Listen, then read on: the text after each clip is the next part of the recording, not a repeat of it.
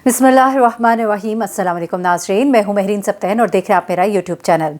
नाज़रीन, अरशद शरीफ murder case, Arshad शरीफ की शहादत, इसके अंदर बहुत सी नई चीज़ें सामने आ रही हैं और इस वक्त जो मैं आपके सामने रखते जा रही हूँ वो इंतहाई अहम मालूमात है और वो मालूमात है उन दो अशखास के हवाले से जो अरशद शरीफ के साथ आखिरी वक्त में मौजूद थे। इन अशखास के बारे में ये कहा जा रहा था कि अभी तक इनसे क्यों नहीं मालूमात दी जा रही, तो इनसे अभी लेटेस्ट मालूमात दी गई हैं। पाकिस्तानी टीम जो वहाँ गई है कीनिया, उन्होंने बातचीत की है और मालूमात इन दोनों भाइयों से ली है। वक्कार और खुर्रम, इन दोनों ने क्या मालूमात दी है वो आज मैं आपको इस वीडियो में बताऊंगी। इसके अलावा पोस्टमार्टम रिपोर्ट के अंदर एक और बड़ी ही खौफनाक चीज़ जो है वो सामने आई है। वो क्या है, जिससे कि पता लग रहा है कि मुसलसल कीनिया की पुलिस जो है वो झूठ बोल रही है और एक और बड़ा झूठ उनका पता लगा है। इसके अलावा उस गाँव के लोग, जिस कच्चे के इलाके से गाड़ी गुजर रही थी, उन लोगों ने कुछ हकाइक जो है वो सामने रखे हैं। तो बहुत से इंफॉर्मेशन के साथ भरपूर ये एक वीडियो है, बहुत सी इंफॉर्मेशन से भरपूर, और इसको आप गौर से सुनिएगा आखिर तक ताकि आपको तमाम बातें जो है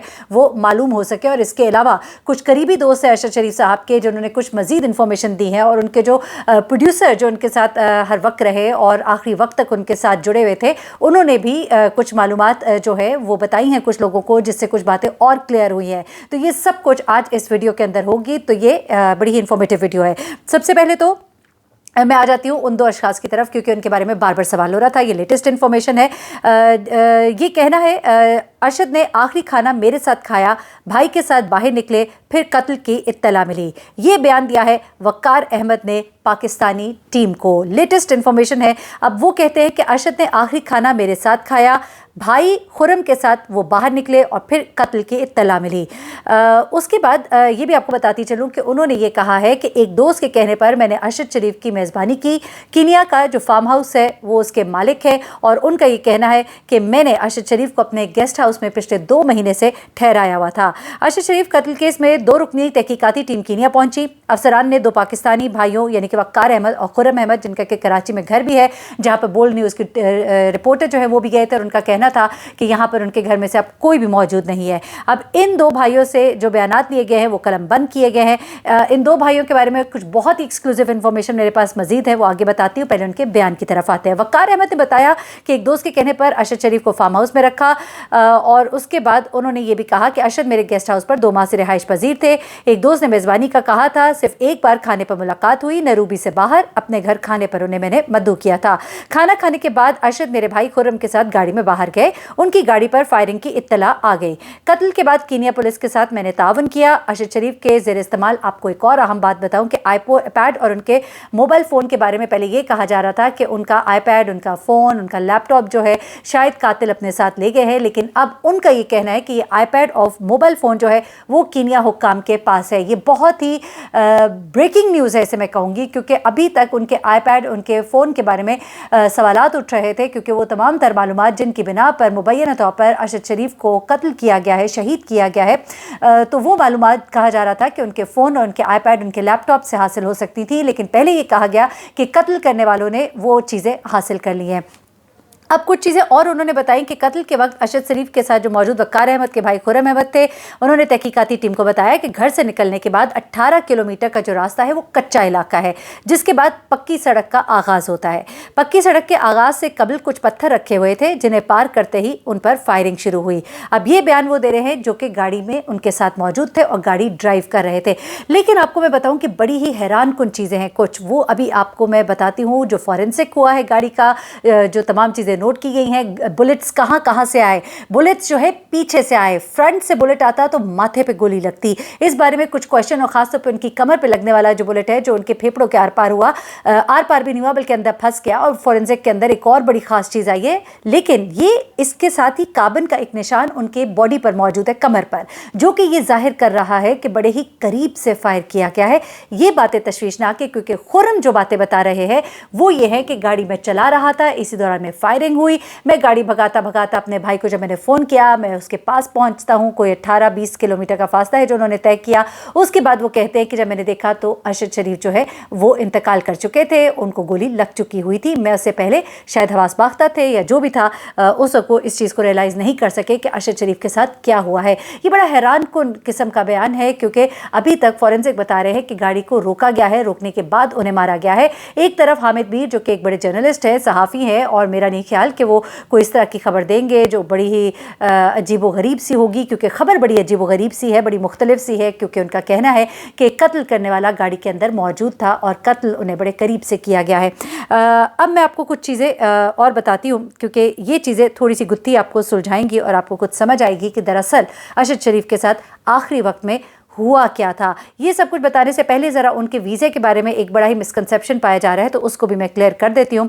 अरशद शरीफ के कत्ल से मुतालिक जहाँ बहुत से सवालात हो रहे हैं, ये कहा जा रहा है कि दुबई से उन्हें डिपोर्ट किया गया या अरशद का वीज़ा ख़त्म हो गया था, क्योंकि ये तासुर देने की कोशिश की गई कि अरशद शरीफ का वीज़ा ख़त्म हुआ था। तो इस पर उनके करीबी साथियों ने कुछ बातें बताई हैं, जिनमें से अदील राजा है जो कि उनके प्रोड्यूसर हैं, थ्रू आउट उनके साथ काम करते रहे हैं, और उनको भी ये पता है कि अरशद शरीफ जो है वो कहाँ कहाँ होते थे। दुबई है, अब कीनिया में है। उनके मुताबिक भी उनका वीज़ा ख़त्म नहीं हुआ था। उसके अलावा फैसल वाउडर ने जो प्रेस कॉन्फ्रेंस की, उसमें उन्होंने बहुत सारे झूठ बोले जो एक एक करके सामने आ रहे हैं, जिनमें से काशिफ अब्बासी ने कहा कि जिस वक्त मैंने जब फौजी हुकाम ने भी प्रेस कॉन्फ्रेंस की है तो उसमें भी उन्होंने कहा कि उनका वीज़ा ख़त्म हो गया था, लेकिन अम्माद यूसुफ की जब सालगिरह चल रही थी, वाइस प्रेसिडेंट है ARY के, उनकी जब सालगिरह चल रही थी तो काशिफ अब्बासी ने अरशद शरीफ को फ़ोन किया था। इस फ़ोन के दौरान ही अरशद शरीफ ने कहा कि कुछ हुकाम दुबई के मेरे पास मिलने आए हैं सिक्योरिटी के, मैं उनसे मिलकर आता हूँ। फिर वो नीचे जाते हैं, बात करते हैं, वापस आते हैं और आकर बताते हैं कि उन्होंने मुझे कहा है कि आपके पास ये 6 से 8 घंटे इस पर आपको डिपोर्ट किया जाए, हमारे पर बड़ा प्रेशर है। और कुछ नाम जो हैं जिन लोगों के लिए गए वो भी अरशद शरीफ ने अपने कुछ करीबी साथियों को बताए हैं। मैं इसे डिस्क्लोज़ नहीं कर सकती, मैं नहीं चाहती कि किसी की जान को इस वजह से कोई ख़तरा हो। अच्छा, उसके बाद काशिफ अब्बासी ने सलमान इकबाल को बताया, तो सलमान इकबाल ने खुर्रम अहमद वक़ार से राबता करवाया, जिसके बाद उनका ये मामला जो है कीनिया में तय पाया। अब मुराद सईद को भी सब कुछ पता है, लेकिन वो चुप है क्योंकि इन्वेस्टिगेशन हो रही है, और उनके मुताबिक भी फैसल वाउडा जो है उनका कोई इस तरह का मामला नहीं था अरशद शरीफ के साथ, ना उनके साथ कोई इतनी क्लोज टॉक्स थी उनकी। अब अरशद शरीफ के जिस्म से निकलने वाली गोली की तरफ आती हूँ, और फिर उन एनी शाहिदीन और कच्चे के इलाके के जो गांव के इलाके के लोग हैं उन्होंने जो कुछ देखा वो आपको बताऊंगी कि आया ये चलती गाड़ी थी या रुकी हुई गाड़ी थी। अच्छा, अब क्या है जनाब कि अरशद शरीफ कत्ल केस के अंदर ये बहुत बड़ी हकीकत सामने आई है कि एक पोस्टमार्टम जो कीनिया में हुआ वो किस कदर गलत था और किस कदर हकायक को वहाँ पर छुपाया जा रहा है, क्योंकि उनके सहाफ़ी वहाँ पर मुसलसल बोल रहे हैं कि ये जो कुछ बताया जा रहा है ये बिल्कुल गलत लग रहा है। अब हुआ कुछ ऐसे है कि जो पोस्टमार्टम पाकिस्तान में हुआ है, उनके वालिदैन उनके घर वालों के माज़रत के साथ, वालदा के कहने पर और घर वालों की इजाज़त के साथ, ये जो पोस्टमार्टम होता है पिम्स हॉस्पिटल में, इसमें 8 रुकनी डॉक्टर्स की टीम थी।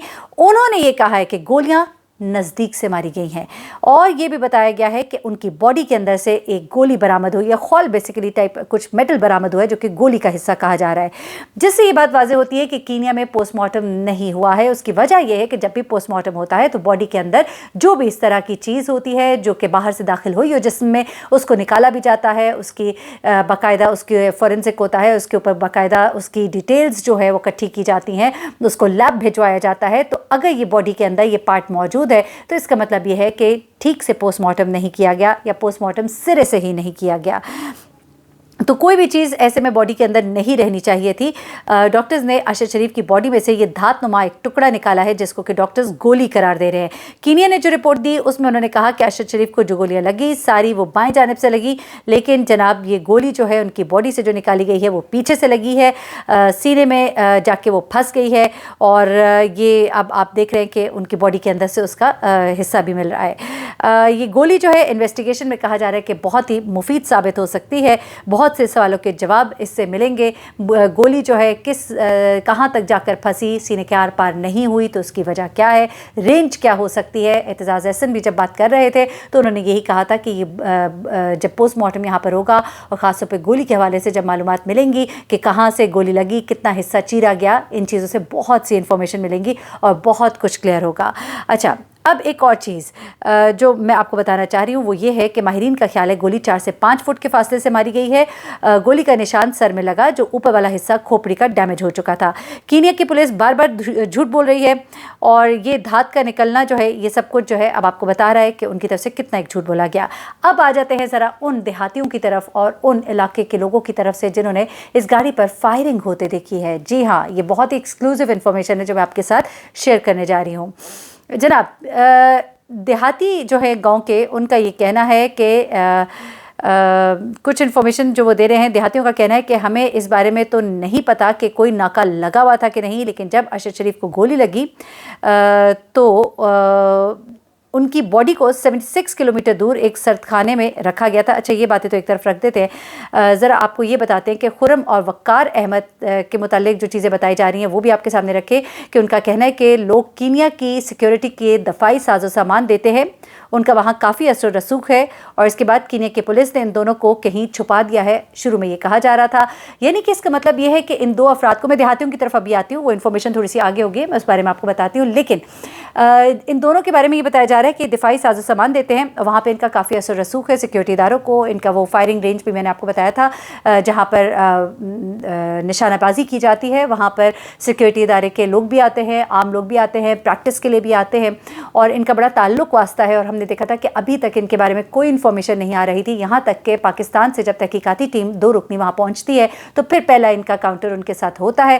لیکن اس سے پہلے یہ بتایا جا رہا ہے کہ یہ ان کی حفاظتی تحویل میں تھے. انہوں نے اپنے ٹویٹر، انسٹا، ہر جگہ سے اپنی تصاویر جو ہے وہ ہٹا دی تھیں تاکہ ان کے بارے میں لوگ جو ہے زیادہ چیزوں کو پھیلائے نہیں اور ان کی تشہیر زیادہ نہ ہو، اور ہر طرح سے انہوں نے لوگوں سے اپنے آپ کو آئسولیٹ کر لیا تھا. تو اور اب میں آپ کو بتاتی ہوں دیہاتیوں کے حوالے سے کیا انفارمیشن ہے. جو لوگ وہاں پر موجود تھے، کینیا کی پولیس جو ہے بار بار کہہ رہی تھی کہ ہمیں انفارمیشن ملی تھی کہ بچہ کوئی اغوا ہے، ایک گاڑی ہے جو چوری ہوئی ہے، لیکن گاڑی دونوں میں ایک مرسیڈیز اور ایک آپ کو معلوم ہے دوسری گاڑی جس پر کہ ارشد شریف صاحب سوار تھے، وہ گاڑی جو ہے وہ مرسیڈیز نہیں تھی. ایسے میں ایک اور انفارمیشن جو غلط دی جا رہی ہے وہ یہ کہا گیا تھا کینیا کی پولیس کی طرف سے کہ ہم نے دیہاتیوں کو بتایا تھا کہ یہاں پر کوئی اس طرح کی مشکوک گاڑی نظر آئے تو ہمیں انفارم کیا جائے. اب دیہاتی اس بارے میں کیا کہتے ہیں، کیونکہ کینیا کی پولیس نے یہ کہا کہ انہیں کہا گیا تھا کہ آپ ناکہ لگائیں اور یہاں پر دیکھیں اگر کوئی اس طرح کی گاڑی آپ کو ملتی ہے، جبکہ دیہاتی کہتے ہیں کہ ہمیں اس بارے میں کچھ پتہ نہیں، ہم نے کوئی ناکہ نہیں لگایا تھا. اور یہ جو کچھ کہا جا رہا ہے یہ غلط کہا جا رہا ہے. اس کے علاوہ دیہاتیوں کا کہنا ہے کہ انہوں نے اس طرح کی فائرنگ کی آواز بھی نہیں سنی ہے. یہ بڑی حیران کن بات ہے کیونکہ ایک ایسا علاقہ ہے، کچا علاقہ ہے، اس کے علاوہ جب فائرنگ ہوتی ہے تو گونج بھی ہوتی ہے. تو یہاں پر یہ سوال بھی پیدا ہوتا ہے کہ گاڑی کے اندر ہونے کی وجہ سے فائرنگ کی آواز جو ہے وہ علاقہ مکینوں کو یا گاؤں کے لوگوں کو یا دیہاتیوں کو سنائی نہیں دی، یا پھر کوئی سلنسر لگا ہوا تھا، اس طرح کی کوئی گن تھی، یا کیا معاملہ تھا. کچھ تو معاملہ مشکوک ہے کیونکہ دیہاتیوں کے مطابق نہ انہوں نے کوئی ایسی معلومات ان کو دی گئی تھی مشکوک گاڑی کے حوالے سے، نہ کوئی ناکہ لگانے کا کہا گیا تھا، جبکہ کینیا کی پولیس نے یہ تاثر دینے کی کوشش کی. تو کیوں کی؟ یہ سوالات جو ہیں یہ بہت ہی اہم ہیں. اینیوے، مزید جو معلومات حاصل ہوں گی وہ میں آپ تک پہنچاؤں گی. یہ بہت امپورٹنٹ انفارمیشن تھی، میں نے کہا آپ کے ساتھ شیئر کرے. خاص طور پہ باڈی کے اندر ملنے والا وہ دھات جو ہے وہ بہت امپورٹنٹ ہے، اس سے بہت سی چیزیں ابھی جو ہے کھلیں گی. اور ان 2 افراد کا جو بیان ہے پہلی بار جو سامنے آیا ہے یہ بھی بہت ہی امپورٹنٹ ہے. مزید خبروں اور اپڈیٹس کے لیے میرا چینل دیکھتے رہیے گا. اپنا بہت خیال رکھیے گا. اللہ حافظ.